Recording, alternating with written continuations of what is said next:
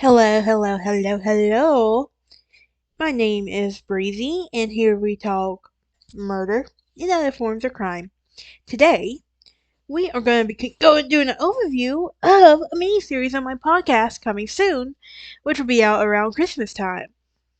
And as much as I hate having Christmas stuff go out before Thanksgiving, this episode unfortunately has to be one of those episodes that comes out before Thanksgiving.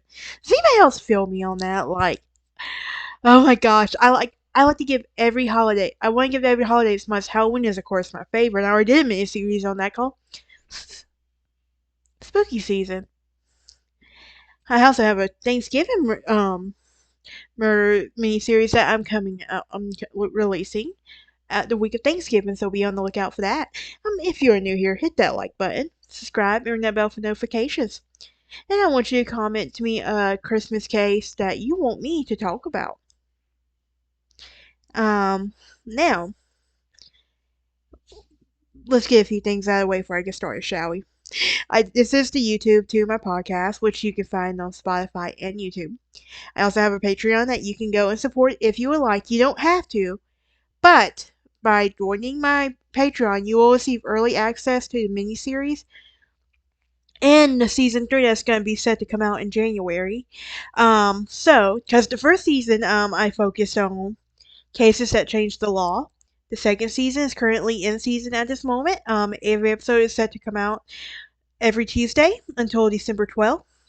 And after that, I have a new mini-series starting called Killer Siblings, which you can go check out as well. My third season of True Crime Lounge podcast, I'm calling Oh the Irony, and it's going to discuss the ironic ways that 10 serial killers get caught. I'm not going to say which ones yet, but you can also be on the lookout for it, and you can guess which ones. But that's one of the benefits of joining my Patreon. You don't have to, like I said. I also have a merch shop that you can go check out as well. I know the holidays is coming up, so you can go on Bonfire. And you can also go to my Facebook page, which I put my shirts there. My merch shop there, so you can go check that out as well. It's going to be True Crime Lounge merch shop. So, like I said, you don't have to, but if you want to find that perfect gift for that true crime lover in your life, um, I also have an Instagram, Facebook, and Twitter. I'm not going to argue with you on what's called Twitter. X to me is Twitter. I'm not going to argue with anybody on that one. So you can argue if you want. I will delete or block the comments. So I don't care for arguing on this page. So, but anyway, today we're going to be talking about Christmas Day murders. That's right. Sometimes it's not the most jolliest time of year. It's sad to say, um, Christmas is just one of those holidays to some people where apparently you don't want to celebrate it, you want to kill. Anyway, now I will go ahead and give this disclaimer on my miniseries. There's one case on here I will not talk about, mainly because it's so popular, it's so well known that I want to give other cases the chance to have a light shine on it. But it doesn't disregard any of it because the cases with children get to me.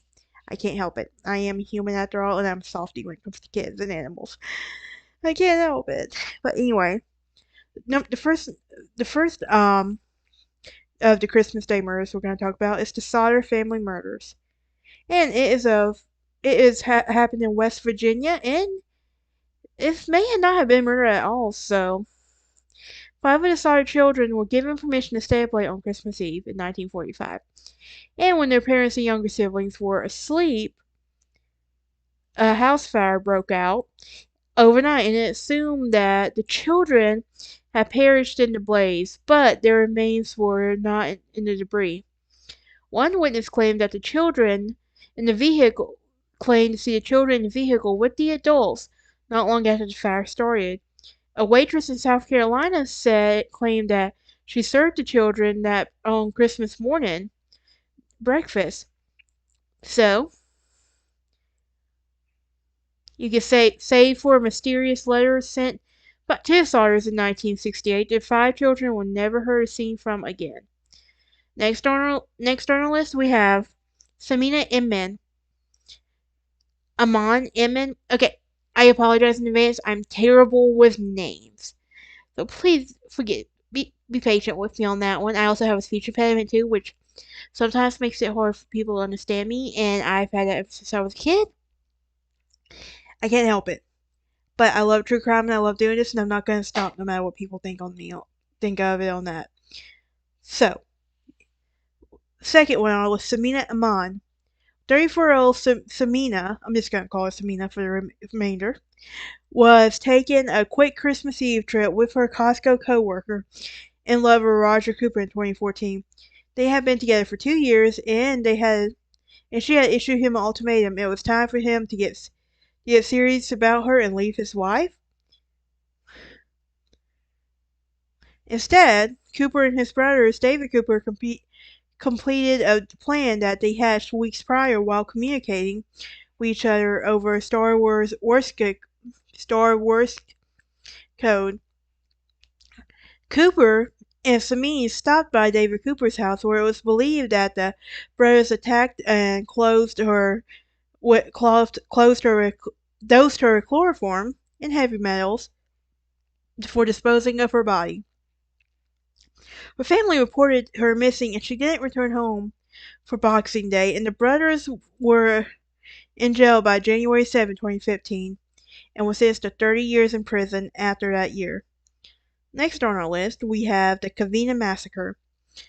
This is when a man dressed as Santa opened fire in Los Angeles home on Christmas Eve in 2008, before setting the blaze and killing himself at the brothers' home, with Bruce Pardo, who was reportedly upset about his recent divorce and opened fire at his home and his ex-wife's parents during a Christmas party.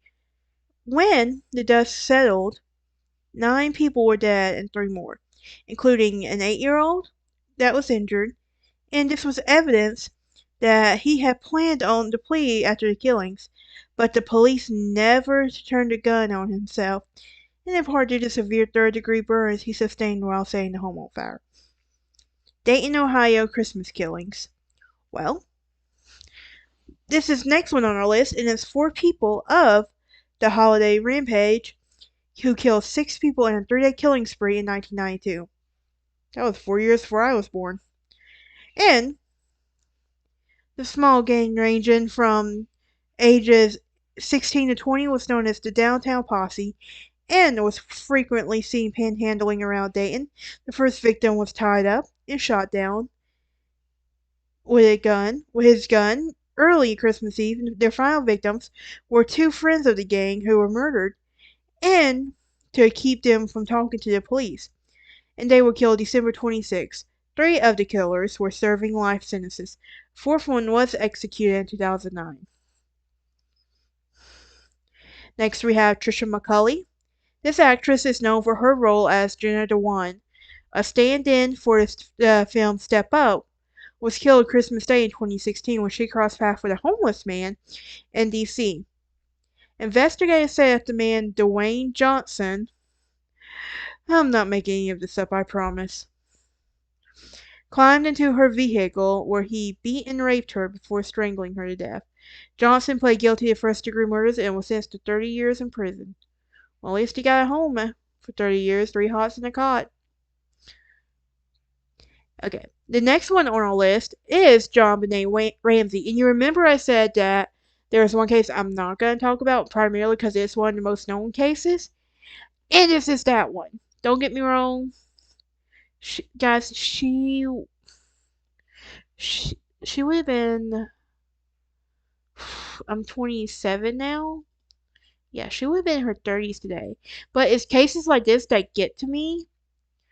But but I'm not going to talk about this one because I have my theory on who did it, but I'm not going to say it. But anyway, yeah. But this 6-year-old beauty pageant star was found strangled to death in the basement of her parents' Colorado home in December 26, 1996. Her mom, Patsy, had reported her missing that morning and filing a ransom note demanding $118,000. After John Benet's body was found, investigators eventually zeroed in on Patsy and John Benet's father, John. And the pair, who or indicted for the child's murder. The prosecutors chose not to pursue the case due to a lack of evidence. Patsy would die of ovarian cancer in 2009, and John has since remarried. No one has ever been charged for her death. So, next on our list we have the Dallas Christmas killings. A man killed his children, his estranged wife, and some of his wife's family members Christmas Day in 2011. And Aziz Yadampana was dressed as Santa when he arrived at his ex-wife's home and reportedly opened presents when his teenage children, niece, and brother-in-law and sister-in-law before shooting them all down to to gun them the gun on himself. One of the victims managed to call 911, but police found 7 others deceased when they arrived at the scene moments later. The next one is probably one of the most famous ones in history, the Lawson family murders, and if you don't know this one, I really do advise you go look this case up because it is one of the well-known familiar sides, and it's basically a family homicide. Basically, that's what basically it is. But Charlie Lawson had been complaining about headaches and insomnia for months prior to murdering his wife and their 8 children on Christmas Day in 1929. Before turning the gun on himself, the bodies were discovered late Christmas Day, and relatives came to visit. Lawson's body was found with 2 notes in his pocket, according to Rockingham Now. They said, "Trouble can cause, and nobody to blame." The remaining child, 16-year-old Arthur, was not home at the time of the murders, and Charlie apparently gave his son permission to leave and then killed the family while Arthur was away. Next on our list we have Zazelle Preston. Preston was studying to become a domestic violence counselor when she herself became a victim of domestic violence on Christmas Eve in 2011. Her husband, William Wallace, beat her to death after an argument, then dragged her lifeless body into the bed that night. On Christmas morning, he propped her on the couch before ordering Preston's young daughter to open presents next to their mother's dead body. That's sick. And Wallace was convicted of second-degree murder, and he's due to be released from prison in 2036. I hope he does something that gets himself in there longer. Just saying. So, Stephanie Kuheltna. Dustin Lee Klopp took his 2 small children to celebrate Christmas with his parents in 2014. And then he called the police and then confessed that he killed his wife, Stephanie, the night before, in a shed on their property. And on Christmas Eve, Klopp reportedly punched her, slit her throat, and then struck her several times with an axe.